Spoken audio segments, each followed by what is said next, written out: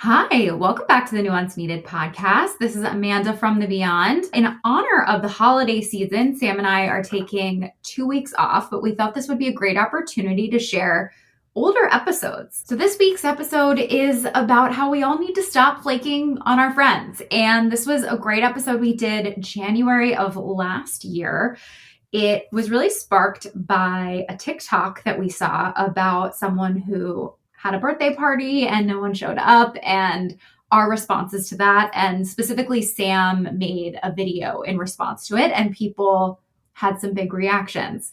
So I think this is an even more important topic now than last year. I think people are starting to talk about it, especially, I'm sure you've heard the phrase, annoyance is the price we pay for community or inconvenience. And I think there's been a bit of an overcorrect where we are forgetting about the importance of people, where our muscle of showing up and being there for people is atrophying. So we thought this would be a great episode for you to listen to if you haven't for the first time or again. We hope you have a great holiday season. Truly, this time of year has just made Sam and I so grateful. We feel so lucky that with your support, we've been able to continue to do the podcast. We're also grateful that we launched the Substack a couple months ago. So if you aren't over there, definitely check it out. We have bonus episodes 1 to 2 a month. So when you sign up, you can get all the catalog of that. Sam does pep talks 1 to 2 a month. We do episode guides. We're working on a book club and some other social events for the new year. So join us at nuanceneeded.substack.com, and let's get into the episode.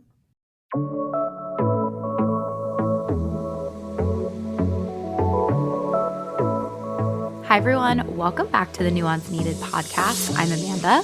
And I'm Sam. And we are here today to talk about a viral video that Sam made about friendship. Yeah, and it was received really well by some and really, really poorly by others. And we decided that we just wanted to hop on and kind of use it as a catalyst to chat about this overarching issue of friendship that we're seeing not only on social media, but also with our own clients and on a personal level as well. So that is what this episode is going to be about. And there's also, I wanted to add a caveat in the beginning that as I'm working through this and speaking about some of the reactions to the video that I had, there is an understanding that there is so much nuance to this discussion. We are just kind of talking about a more narrow element of it. So we just wanted to get that out of the way at the start. I feel like this is the first time you've gone viral and gotten significant pushback. Is that true? Mm-hmm. Yeah. To like this level. Okay. So tell me all the things. Let's get everyone up about the video. Yeah. There's context to it because you also made the video, I think, in response to another video. Right? Yeah. So I mean, this is something that I've been seeing and hearing and thinking about and talking about for a while.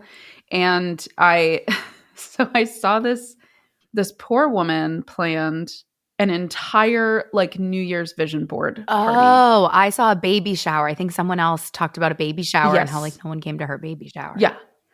And so she was hosting this huge vision board party, and she got food and bought all these magazines and had like craft stuff and everything.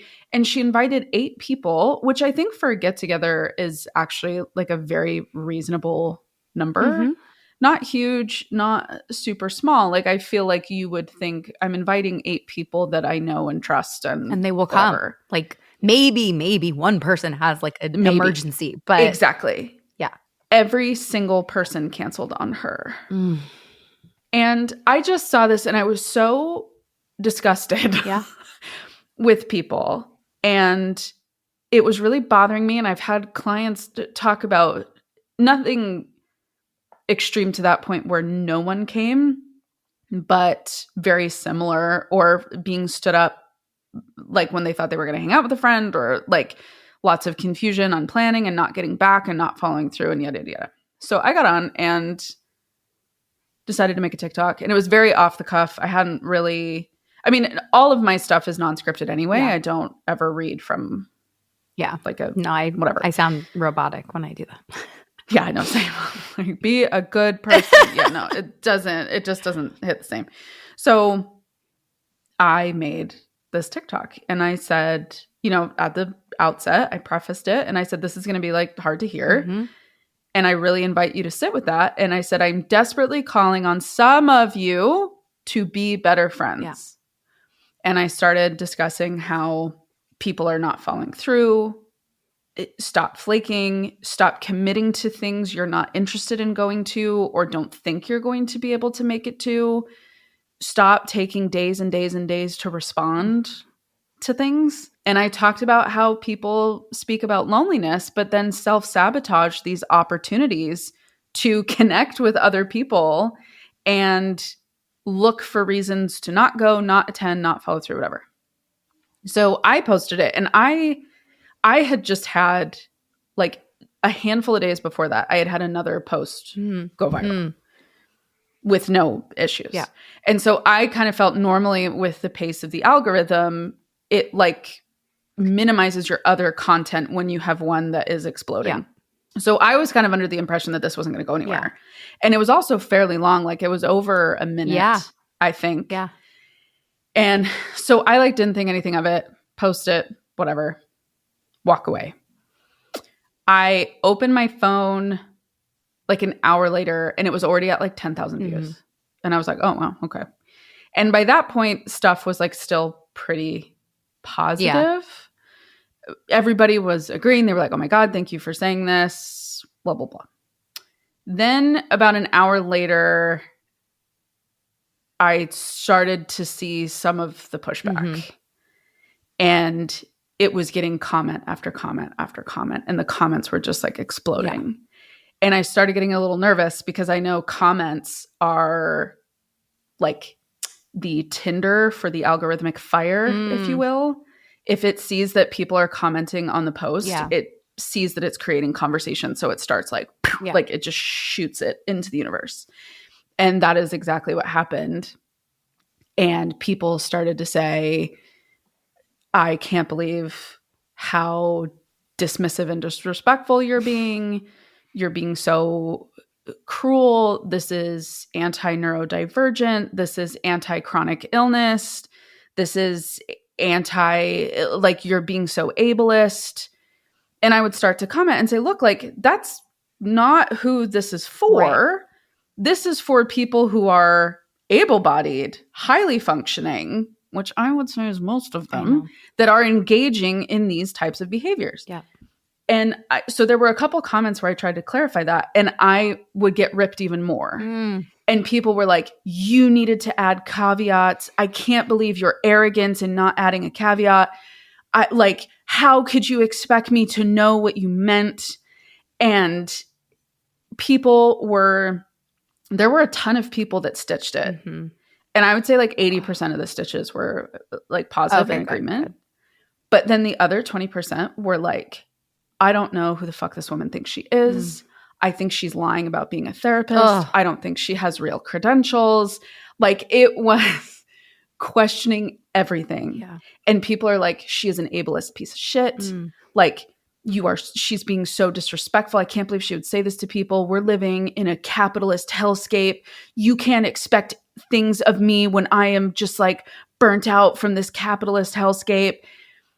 And I had to it was the most insane experience. And I know like millions of people have experienced this before. And there's people that go through it every day. And when it's you for the first time, it puts into perspective a lot. And you start to question a lot of things, and you start to question yourself, and you really start to say like, well, am I the problem? Yeah. Was I the one? Was I actually like really off? I just logged off. And I was like, I have absolutely no control over where this is going or this conversation. And I also have the perspective to understand that most people who are incredibly upset and triggered at that have probably engaged in these behaviors. Yeah. felt bad, projected, Yes. and then they were able to dismiss themselves of needing to experience that discomfort. Because if they villainize me, I'm the problem. Mm-hmm. And so I just had to like let it sit. And the wildest part was people were making stitches on TikTok because they had seen it on either Threads or Instagram. No, I saw some videos, or I don't know if it was videos. I saw people talking about this specific video, and I was like, that's you. Yeah, like it was. And so when I realized it had made it to other platforms, and I saw that there was an account on Instagram that has well over 1 million followers that posted the video and then said, debate in the comments. Oof. Oh, no. I shouldn't have looked I was going to at ask the comments. I did. I'm such a masochist with that stuff too. I can't not. I'm just like, I really need to hurt my own feelings. I have to be in pain. Yeah. Like I have to know how bad it is. And Instagram is almost worse because the comments can be longer. So I don't know if you're listening, if you don't have TikTok, the comments are actually very short. Yes. You only have a very small, it's almost essentially like as long as like, I think it's like 3 sentences. That's it. Yeah, if that. Yeah. Like 150 characters, kind of similar to what Twitter used to be. On Instagram, though, no, people can write novels. War and Peace on why you think I am the worst person that's ever lived. And they did. And I think what was so – at first I made it kind of about me. Mm-hmm. And I was like, oh, they don't – like I'm not like that. That's not who I am, blah, blah, blah. And then I realized, well, I'm never going to change their mind on what they think about me. So fine, I have to figure out how to live with that. That there are people in this world that think that I am like an absolute monster. And then I moved into this space of really deep frustration and anger with how incapable some people have become with holding space for complexity and being able to look at a post and have the confidence to say, that doesn't apply to me, and then keep scrolling.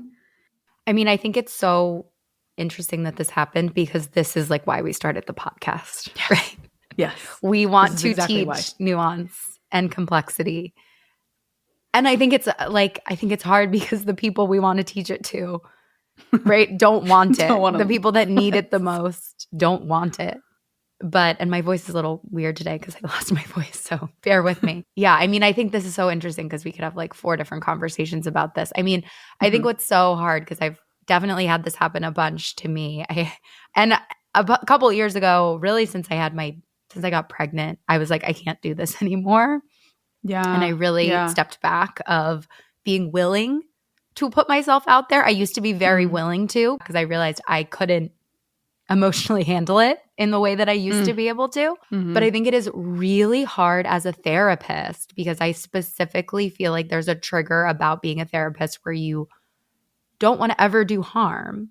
And it's really hard when people call you harmful and call you problematic. And that for me is like my biggest tender spot it's like a button that is so easily pushed compared to when I've had things like what I talk about with alcohol go viral or something like that. Like that is so easy for me to brush off because it is just people being like, yeah, I love to drink. Like, screw you. You can take the alcohol out of my dead hand. I'm like, okay, cool, great. Thanks, bro. Like compared to, being called names, being called problematic, I've had someone report me to the board.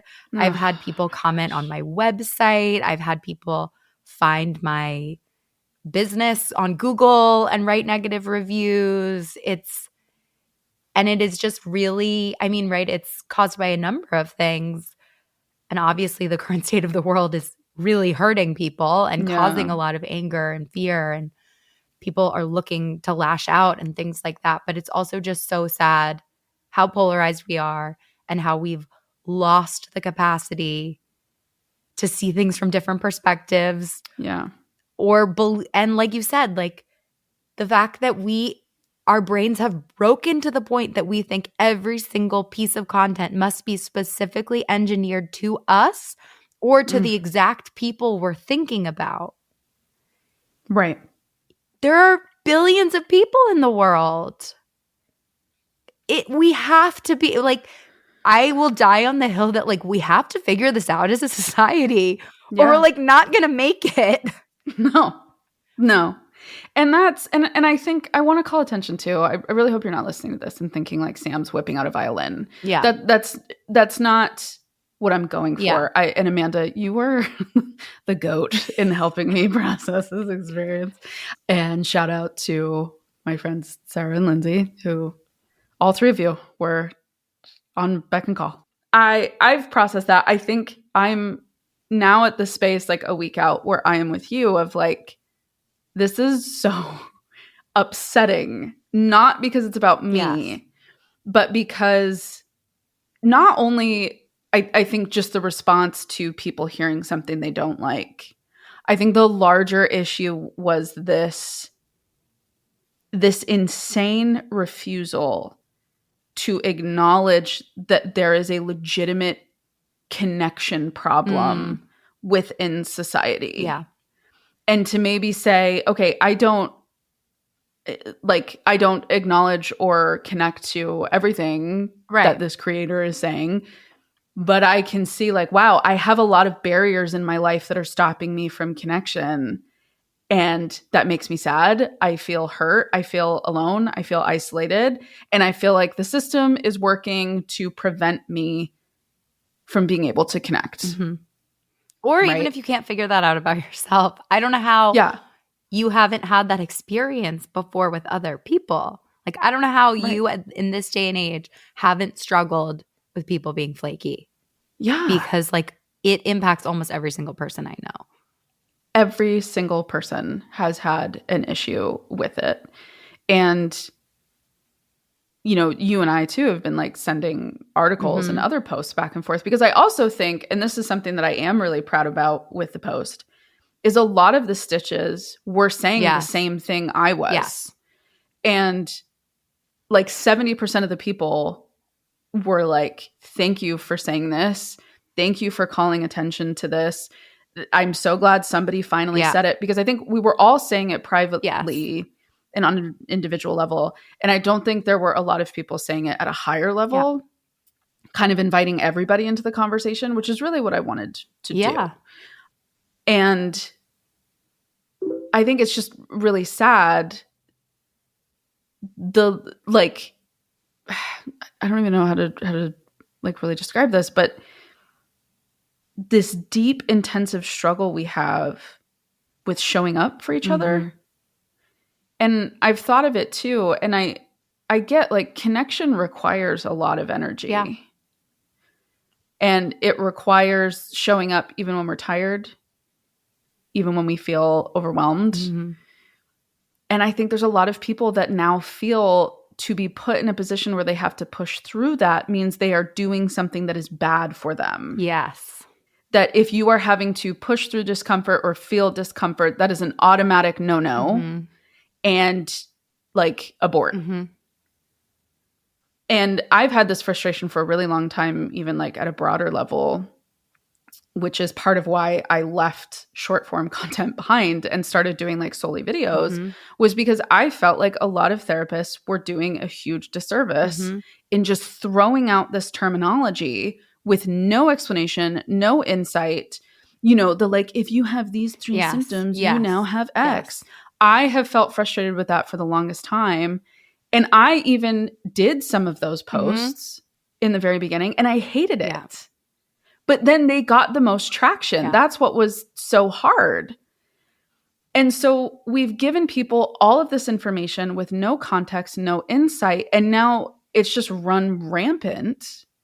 And I feel like now we as therapists have a responsibility for those of us who have decided to take space on the internet and be creators. We have a responsibility to tap back in and kind of correct that.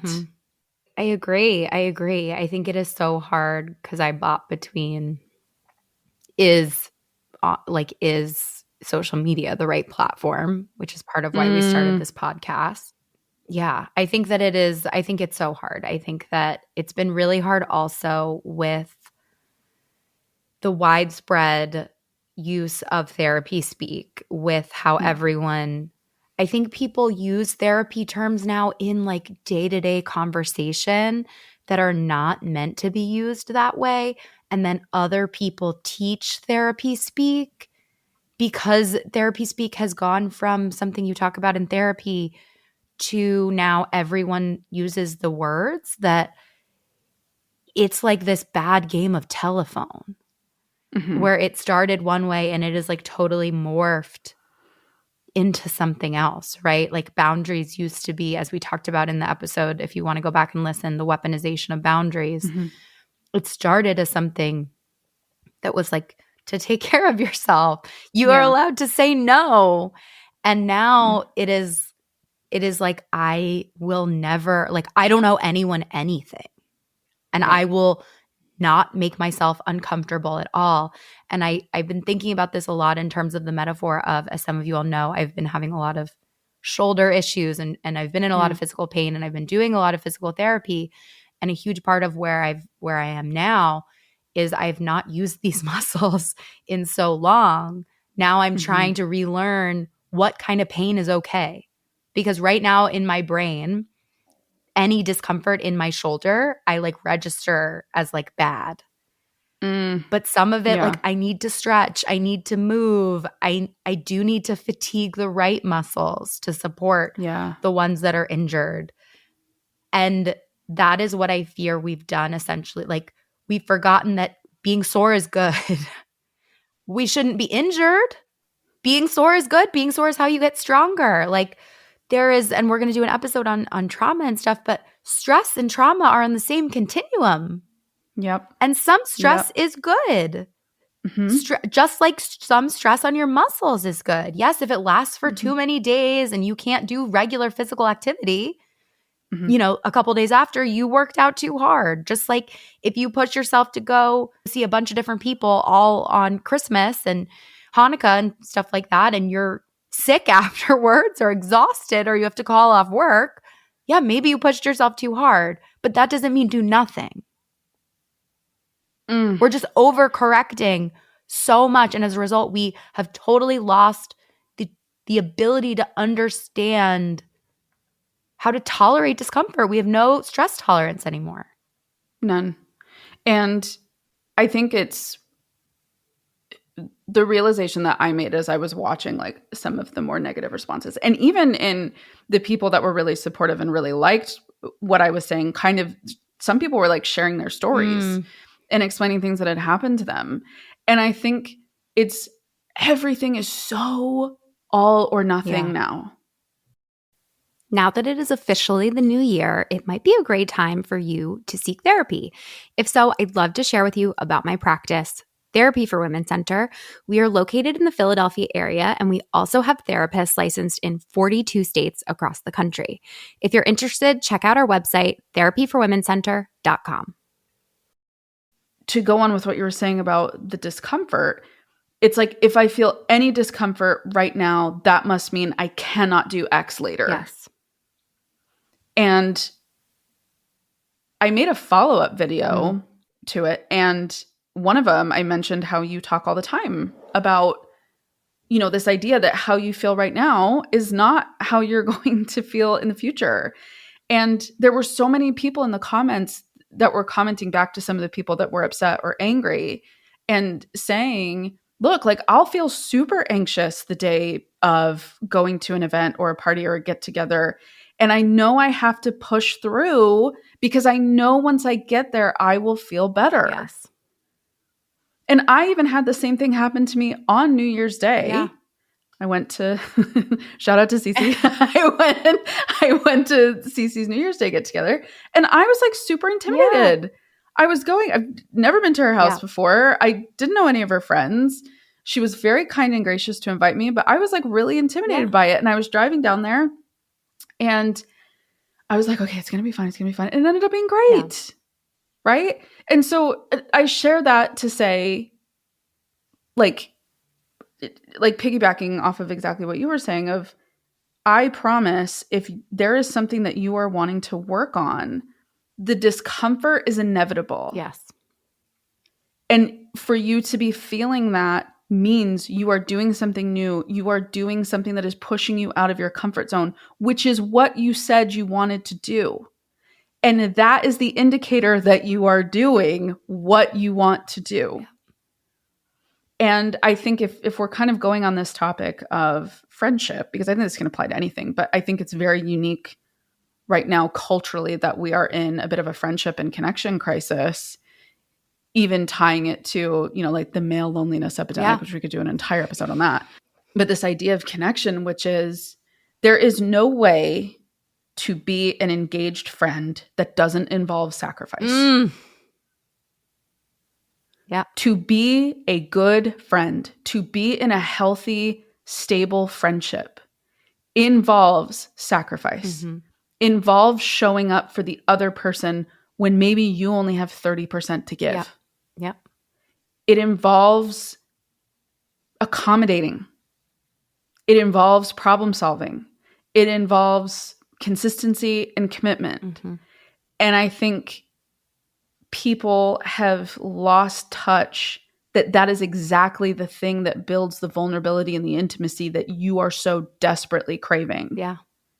Because when you show up in that way, well, and even think of, if you're listening to this right now, and this is something that you struggle with, or there's people in your life struggling with, I want you to think of it this way too. Think of how it has felt when people in your life show up for you. Yeah. Even when they have shit going on and things are happening in their life. Think of how it felt when someone showed up for you. That is a gift that you are giving to somebody else. And yes, maybe there are people that don't appreciate that or take advantage of that or whatever. And that is where all of this nuance lies. However, most people are not out to do that to you. Yeah. Most people are just looking for clear communication, consistency, and mild effort at best. And so to sit in that space of how did it feel when someone has done that for me? That is what I want to do for someone else. That is how you reach out and start to really build and maintain these connections. I also think we need to think about friendship or any relationship as a long-term investment. Yes. Yes, sometimes showing up when you don't want to is sucks and you don't want to do it. But you also have to think about how this friendship is a long-term investment that will, we talked about, right? You had said the day you plant the seed is not the day you eat the fruit. Right. It is you, especially with a new friend, I would love to just have new friends delivered to me on a platter, already knowing me knowing them at the right depth, that it's easy. Exactly. That would be great. Yeah. But that's not how it works. And you may not have as much fun the first few times as you're getting to know someone, depending on who you are. But it is an investment of I'm going to enjoy my time more as I get to know them. And I will be able to get emotional support from them. And I will be able to, they will support me. I will support them. And I think people don't understand that every time, and I don't want people to get obsessed with this and get too into the numbers of this, but every time you cancel, you don't show up, there's a little bit of erosion that happens. There is a little bit of, we talk a lot about in therapy, there is repair and rupture, and that also happens in our relationships. And it's by nature good to have some ruptures. Sometimes we also, it's just being honest with someone, being vulnerable with them. We're not going to just agree with them 100%. We want to build back stronger. But you also have to think about how it, I'm sorry, but your actions do impact other people. We do owe our friends things, just like we expect them to do things for us. And I think the problem is we're so hyper individualized. We're so scared to need anyone, and we don't want to be needed either. And then, we're miserable and isolated. And yeah, if you feel like you're not, it's this self-fulfilling cycle where you don't want to need anyone and then no one wants to need, then you don't feel like anyone's there for you. So you're not there for them. And then you're just more and more isolated. And then why would you put yourself out there? Well, and I want to call attention to something too, because I think what a lot of people are forgetting is there are ways to put effort into people that are meeting you where you're at.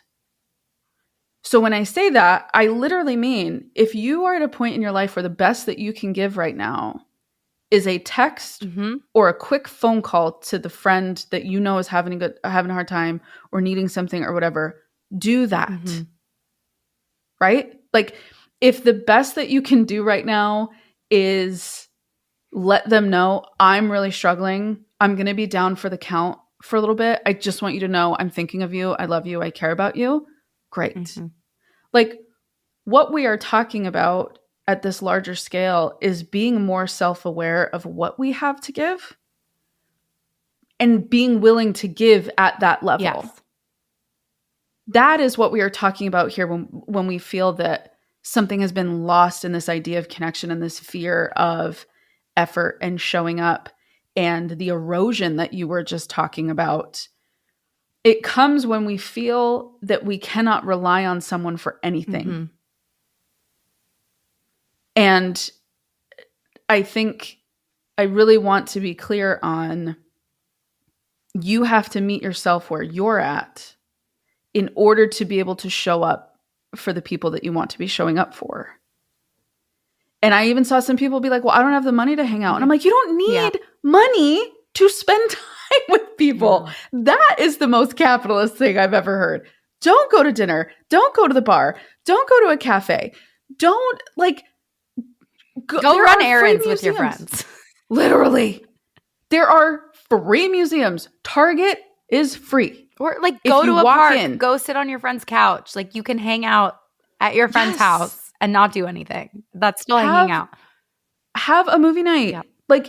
Just have them come over and have a drink that you made in your house. I think so much has been overcomplicated. And I think so much of this too is because of social media. The super fancy dinners and hangouts and themed parties that you see people throw. I think a lot of people think it has to be at that level. Well, I was thinking too, I was just like, do Gen Z and younger folks not have experience with just hanging out without going out because of social media? You've always – because we at least as well, I grew up, doing weird stuff in the grass with we would mix mud with sticks and run around the neighborhood. And, then in college even, right, you would hang out in your friend's dorm, you would just do things together. So I don't know if now everything is so overly structured and with social media and everything needs to be Instagrammable that is what is also at play. I hadn't even But I think we need to bring back mixing mud. Just go to Costco with your friends, go sit on their couch, even if you go sit together and just scroll on your phones, be in the same area. Parallel play. Bring back parallel play. Have you heard of what that is? No.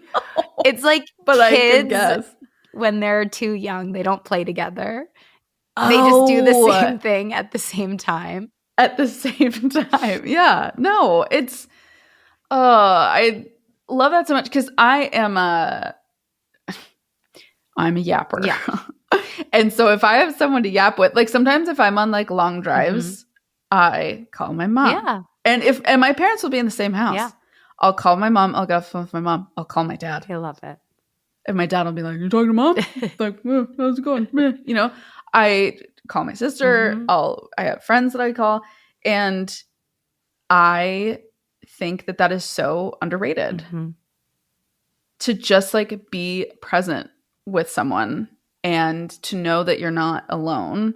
and to get that physical interaction. And it didn't have to be you had to get dressed up or you had to go out or you had to spend money. Like, invite people over. Yeah.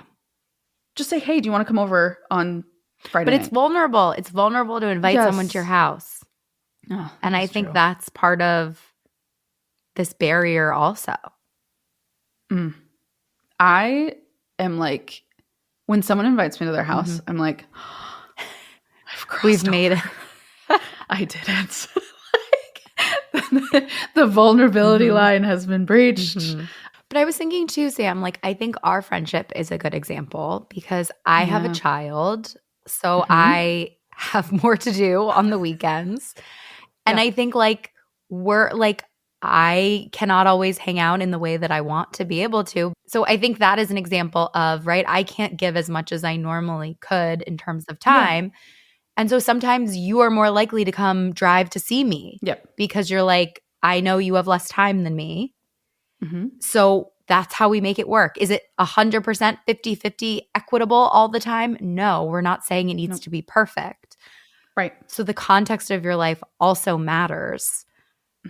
But it still looks like the flakiness, the not showing up, especially if it's because you have anxiety and you want the friends, is just such a horrible, self-fulfilling, self-sabotaging cycle. Yeah. That then makes people feel like, well, what's the point of having friends? Everyone doesn't show up anyway, and it sucks. And so many people were saying that on my post. Like, I'm burnt out. I'm done. Like, I've had people cancel on me too many times. And I get that. Like, it's so hard to feel rejected all the time. And it's like, this can absolutely be applied to like dating. Yeah, that's what I was thinking too. And relationships of like constantly being ghosted or people not following through, or they disappear and then they come back and they disappear and they come back. And because no one wants to be honest. No, just tell me you don't like me. It's fine. But we've lost our tolerance for doing that.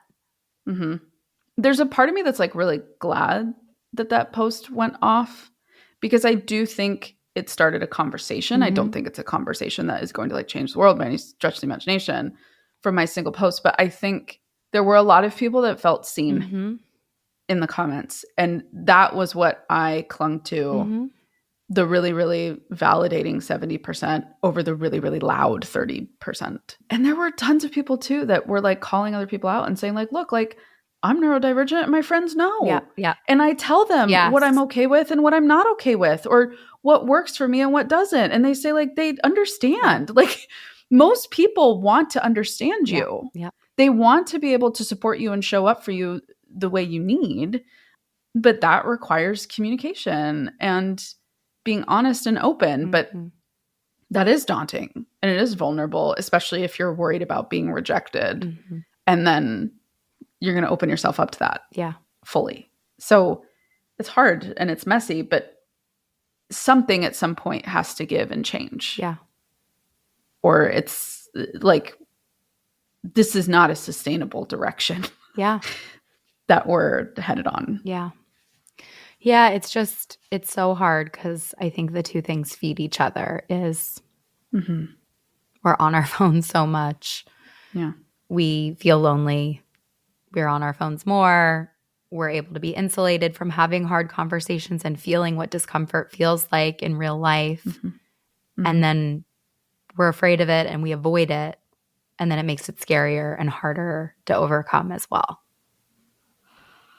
And then we all shift towards being, right? Like, norms have also shifted. And I think that's what's really hard is, like, what was I listening to? I was listening to something that said, and I don't know if this is true, this is just conjecture, but someone said that wedding planners have talked about since COVID, there's been a huge number of, like, when you plan a wedding, they say expect, a certain amount of people to say yes, and then expect like 1 or 2 people to cancel the day of the wedding, which always sucks, but it is what it is. And apparently wedding planners are saying now that has shifted so much, and way more people than ever cancel on the last day, and more people than ever say no. And of course, like, I'm not shaming anyone for not going to a wedding. Like, they're expensive. They may be hard to get to. Like, there are a lot of reasons. Mm-hmm. But, like, I think you said this in your video, like, not every – like, it's just not possible to have, like, a family emergency, like, every time you're going to hang out with someone. No.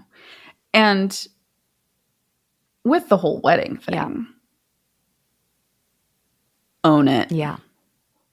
You could have had that conversation probably 2 to 3 months in advance. Yeah.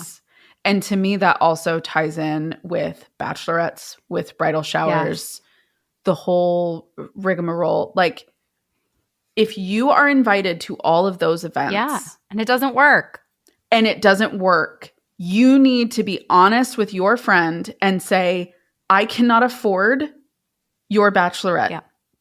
I cannot do it. If you're local, I can do X, Y, Z. Yeah. I want you to know that because I care about you and I want to show up for you.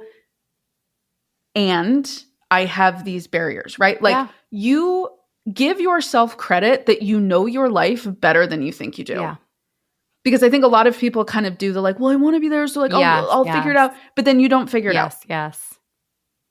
And I saw another video after this where there was a woman talking about how she is the last not married friend and how she showed up for everybody and nobody showed up for her. And it's kind of this like, well, you know, I have this going on with my husband, or then I have this with my kids, or blah, blah, blah, blah. And I think sometimes, and this is me speaking as a single person, I have seen, this is not you.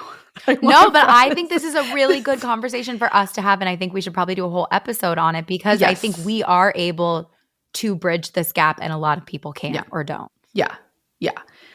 I think there are a lot of married people or people with children that could be a lot more available to their single friends than they are. Yeah. And I think it becomes a choice to become that wrapped up and consumed with your own life. Which, again, I get it. There are situations, there are seasons where it feels that way. And I also think with some of these big life events, you have enough warning. Yeah. You have enough preparation time to figure out how to make it work or to be honest in advance that you can't. Yes. And I had a friend who lived out of state.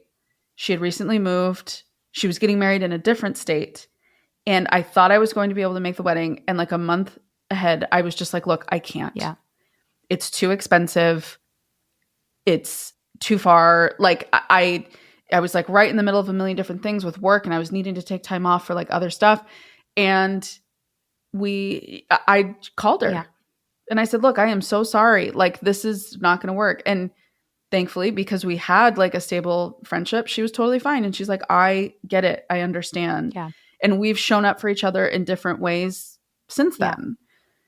So I think to be honest, people want honesty. Yeah. They don't want you to just say yes to make them feel comfortable. Yeah. Well, it's worse than it's so much worse because then it's like, why can't you just be honest with me? And, you know, as being kind of one of the last single people for a lot of my friends, it's something that is in the back of my mind. When these life events come up for me, I'm like, there's some that I'm like, I don't know. Yeah. Most are, I know will, but it's still like scary. Yeah. In like a weird way. But I think because when you're single, your friendships are so critical to like your social dynamic. And I think it's like a really unique time. And a lot of people don't remember that because they've been in a relationship for so long or they've been married or like they're so removed from that. But I still think regardless of what your life situation is, friendship is so critical no matter what stage of like family life you're in. Especially for women. Yes. Women need community. Women need a village. And they need to know that there's women that they can rely on and women in their corner who want to be supportive of them and caring of them and that they have that from you. And so I guess like to a very long-winded space, I think to just say, if you are someone that is struggling with friendship, i.e. you're wanting more friendship or it's felt difficult for you to put yourself out there, 1, don't stop trying. You will find people to connect with.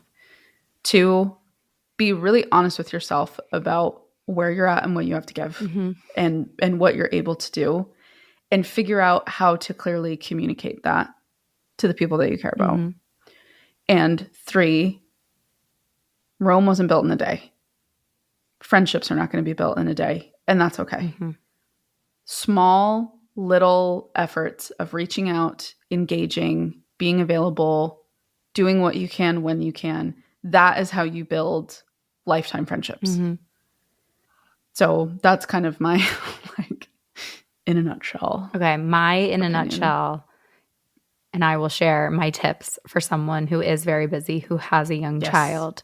Yes. Well, one thing my husband does that I think is smart is he is very into finding friends who do the hobbies that he likes to do. He's like, it's a double. I get both. He's very into fishing, so he likes finding fishing friends. And he's very into, like, there are some people who he's friends with who he, you know, he's been friends with for a long time. But I think you are allowed to also be picky about, like, the new friends you bring into your life. I am extremely picky with friends, so I don't care what I do with them. Ideally, I would like to do very little with them. So I need the emotional depth to be on point. So I think figuring out, like, what's important for you. I think it is also so easy. Like, I think I'm in a unique position sometimes because I'm only having one child. So I feel very like my foot is in not having kids, but I have one kid. And I write about this and find it really fascinating. You can read more at my Substack, Fence Sitter. But anyway, it's great. Right? Like, so I can see, I have moments where I'm like, I could see how you just fall into, like, motherhood and you just get totally, that's your whole world and your whole life. And I get how it's tempting. But what I try to remind myself of also is, like, again, friendship is this, like, long-term life investment. Not every friendship will be that.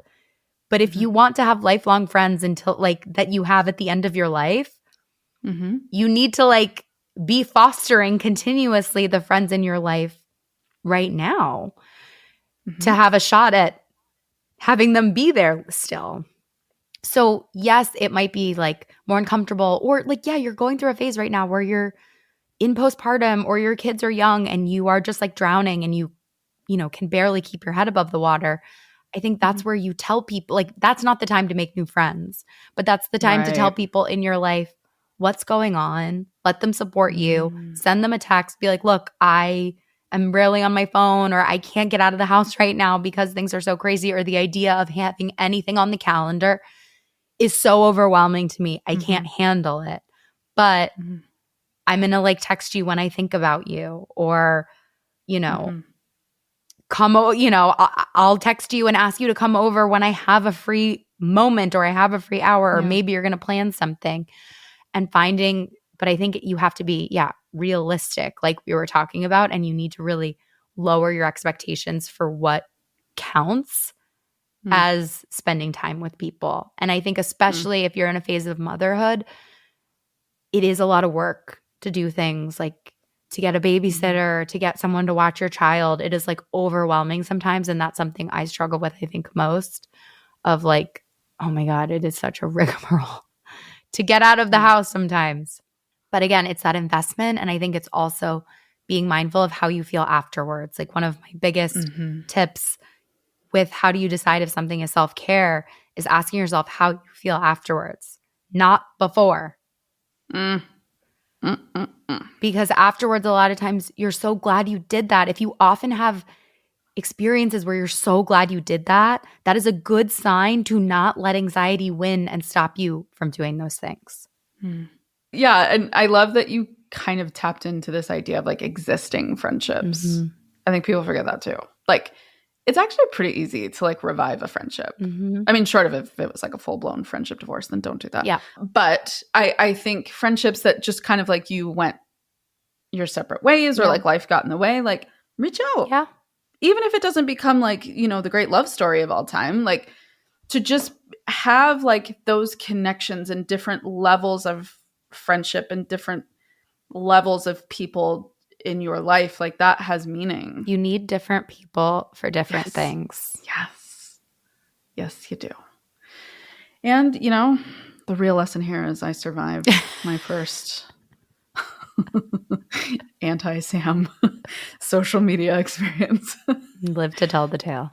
Live to tell the tale. So you too can get through things that you thought would end you. Remember that. Thank you all so much for listening. We're excited. It's January. We have a lot of plans, upcoming exciting episodes. Yeah. And we would love to hear from you. We have a new email address. Email us at podcast@therapyforwomencenter.com. We would love to hear your questions, your feedback, because we're hoping to start doing more than one episode a week and doing kind of a Q&A part to that. You can also call in and leave us a message. You can call us at 813-444-8683. Please, if you haven't already, rate, review, subscribe, share. Anything that you can do to get the word out means the world to us. And we see all of your comments, all of your DMs. We appreciate it so much. And we really love doing this. And we want to keep doing it. And the more you rate, reviews, share, subscribe, the longer we can do it. Yes. All right. We'll see you next week.